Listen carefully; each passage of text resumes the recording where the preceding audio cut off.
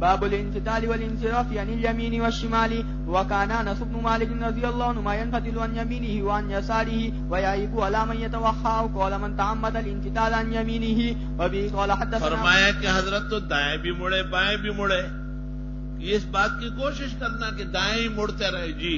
وبه قال حدثنا ابو الوليد قال حدثنا شعبة عن سليمان عن عمارة بن عمير عن الاسود قال قال عبد الله رضي الله عنه. عبداللہ ابن مسعود کہتے ہیں لا يجعل احدكم للشيطان شيئا من صلاته، تم میں سے کوئی آدمی شیطان کا حصہ نماز میں نہ ڈالے.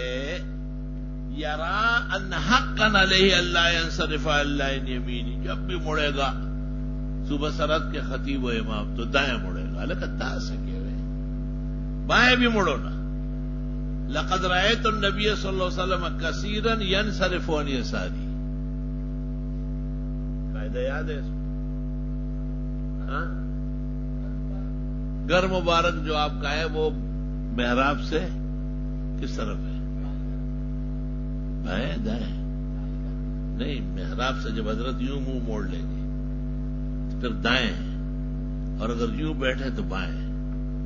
دیکھو نا، مصلی رسول سے گر اس طرف ہے، یہاں روزہ مبارک ہے، جیسے میں بیٹھا ہوں بلا تشبیہ کے،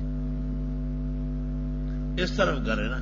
تو اگر حضرت کا منہ مبارک قبلے کی طرف ہے پھر تو گر بائیں طرف ہے، لیکن اگر گر نماز کے بعد حضرت منہ موڑ لے تو پھر گر دائیں طرف ہے. تو معلوم یہ ہوا کہ دائیں بائیں دونوں مڑنا سن.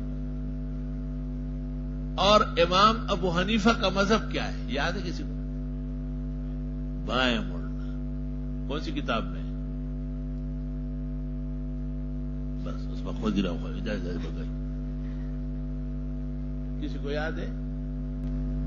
افسوس کیسے بے ذوق سنگا امام ہے. ہاں،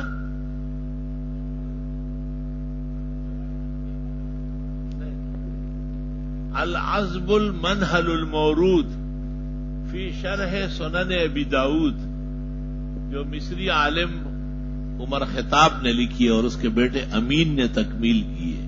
بہت بڑی شرح ہے، اس کے سامنے بزل وزل کی کوئی حیثیت نہیں. اس کا نام ہے العذب المنہل المورود. ہمارے پاس موجود ہے، جب چاہے دکھاتا ہوں. فی حل سنن ابی داود، اس میں لکھا ہوا ہے کہ امام ابو حنیفہ کے ہاں امام کے لیے سنت یہ ہے کہ وہ بائیں مڑتا رہے. مجدد علیہ رحمت شاگرد اور متعلقین کو کہتے پگڑی کا شملہ بیچ میں رکھو، کبھی تھوڑا دائیں ہوا تو ٹھیک ہے، ہمیشہ اہتمام نہ کرو.